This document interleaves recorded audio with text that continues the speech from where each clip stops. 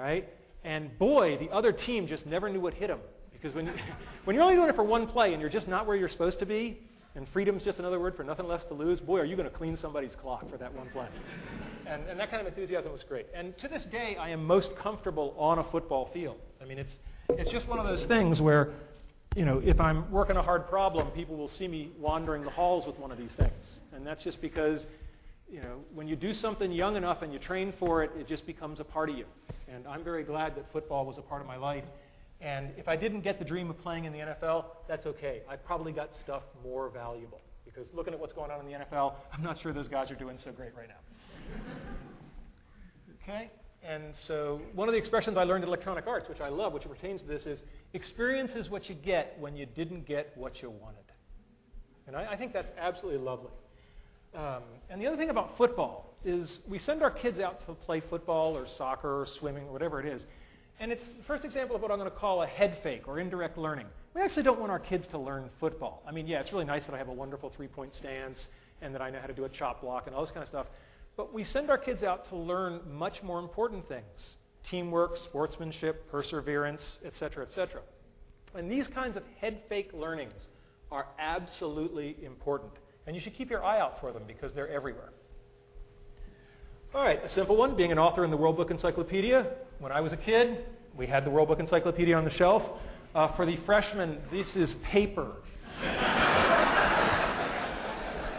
We used to have these things called books.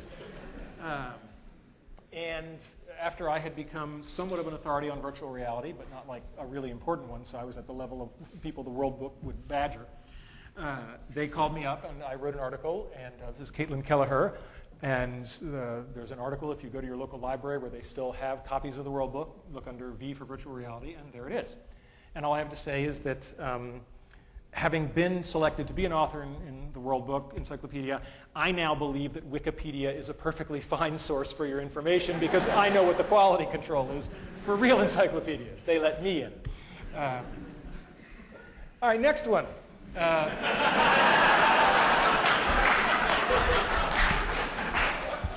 At a certain point, you just realize there's some things you're not going to do, so maybe you just want to stand close to the people. And I mean, my God, what a role model for young people. I mean, just this is everything you want to be. And what I learned that carried me forward in leadership later is that, you know, he wasn't the smartest guy on the ship. I mean, Spock was pretty smart, and McCoy was the doctor, and Scotty was the engineer, and you sort of go, and what skill set did he have to get on this damn thing and run it? And, you know, clearly there's this skill set called leadership. And, you know, whether or not you like the series, there's no doubt that there was a lot to be learned about how to lead people by watching this guy in action. So, and he just had the coolest damn toys, right?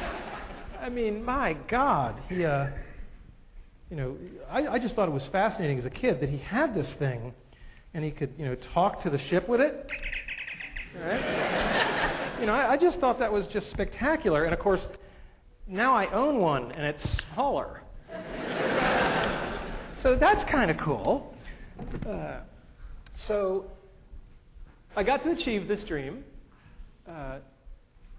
James T. Kirk, his alter ego, William Shatner, wrote a book, which I think was actually a pretty cool book. It was with Chip Walter, who is a Pittsburgh-based author who's quite good. And they wrote a book on basically the science of Star Trek, you know, what has come true. And they went around to top places around the country and looked at various things, and they came here to study our virtual reality setup. And so we built a virtual reality for him. It looked something like that. We put it in, put it to red alert. He was a very good sport. It's not like he saw that one coming. And it's really cool to meet your boyhood idol. But it's even cooler when he comes to you to see what cool stuff you're doing in your lab. And that was just a great moment. All right, winning stuffed animals. This may seem mundane to you, but when you're a little kid and you see the big buff guys walking around in the amusement park and they got all these big stuffed animals, right? And this is my lovely wife. And I have a lot of pictures of stuffed animals I've won. That's my dad posing with one that I won. I've won a lot of these animals. There's my dad. He did win that one, to his credit.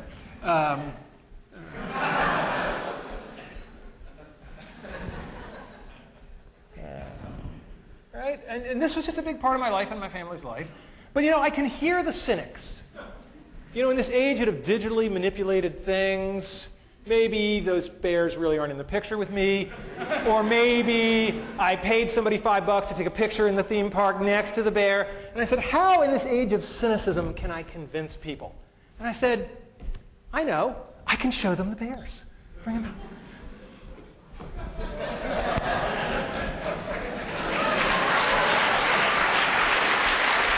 Maybe just put them right there. We just put them back against the wall. Disney. It's hard to hear you. Okay. Okay. Thanks, honey. So here's some bears. We didn't have quite enough room in the moving truck down to Chesapeake, and anybody who'd like a little piece of me at the end of this, feel free to come up. First come, first serve. All right, my next one, being an Imagineer. This was the hard one. Believe me, getting to zero gravity is easier than becoming an Imagineer. When I was a kid, I was 8 years old, and our family took a trip cross-country to see Disneyland. And if you've ever seen the movie National Lampoon's Vacation, it was a lot like that. There's a quest.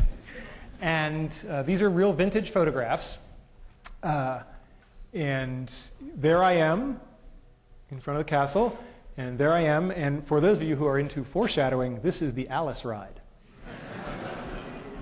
And I just thought this was just the coolest environment I'd ever been in, and instead of saying, gee, I want to experience this, I said, I want to make stuff like this. And so I bided my time, and then I graduated with my PhD from Carnegie Mellon, thinking that meant me infinitely qualified to do anything. And I dashed off my letters of application to Walt Disney Imagineering, and they sent me some of the damn nicest go-to-hell letters I've ever gotten.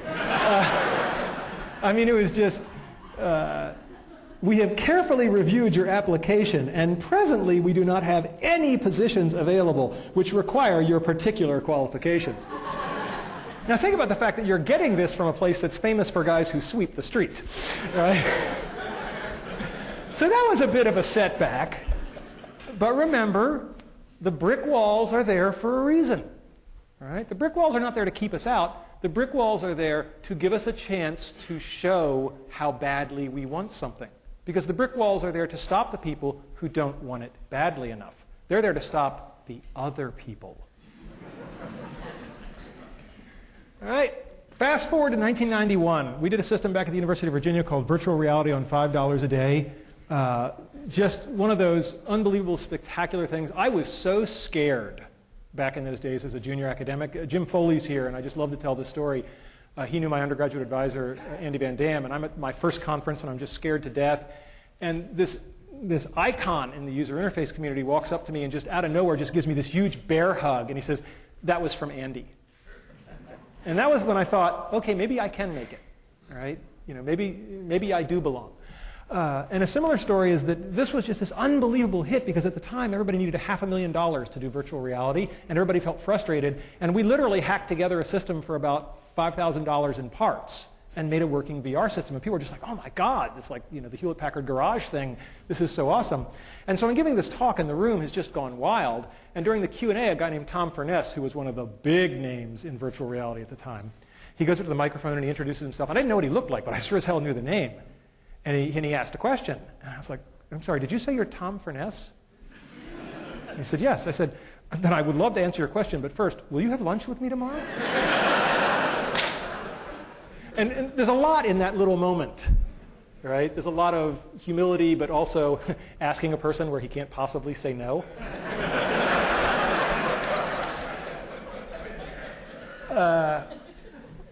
And so Imagineering, a couple of years later, was working on a virtual reality project. This was top secret. They were denying the existence of a virtual reality attraction after the time that